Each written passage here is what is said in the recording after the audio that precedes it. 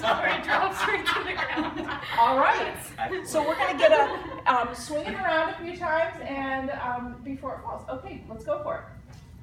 Oh. All right. All right.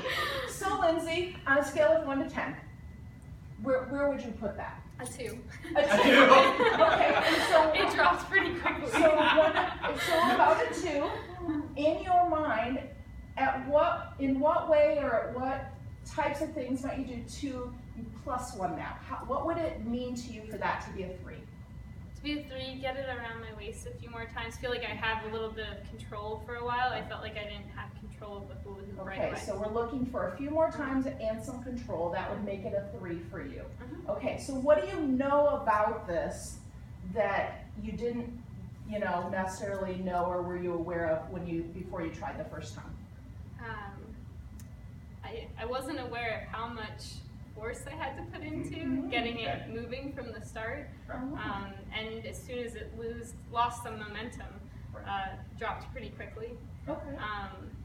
I'm also curious, is there any other goal besides spinning it around? Are we focused just on my goal of it, or is there anything else that you recommend? It shouldn't be my goal, the mentor, right? Right. It's about you, the mentee, your goal, and what you determine to success, whatever that is. So thinking about that, why don't you give it a try? Okay.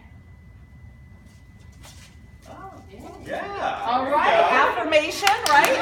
All right, good job. So tell me about that. What did you do differently? What are you aware of now that about how that felt? What was going on? What you tried? I tried from the start to just put a little more effort into it, Mm-hmm.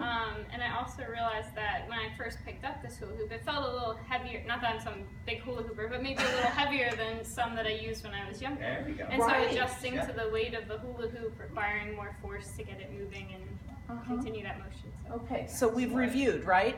This is an iterative process. So we're now going to go back up to the outcome again. So now that you've reviewed that, you've thought about that, you've noticed some things, what's your new outcome?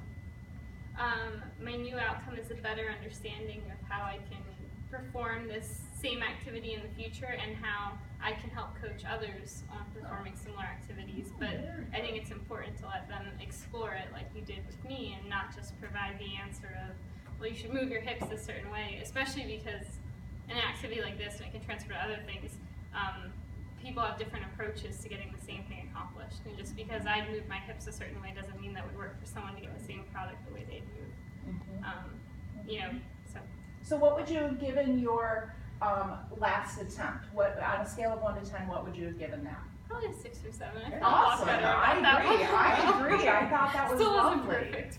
Yeah. All right. So you've got some new awarenesses. You've developed it, a little bit further along. So why don't you give it one more try? Okay. Oh my God.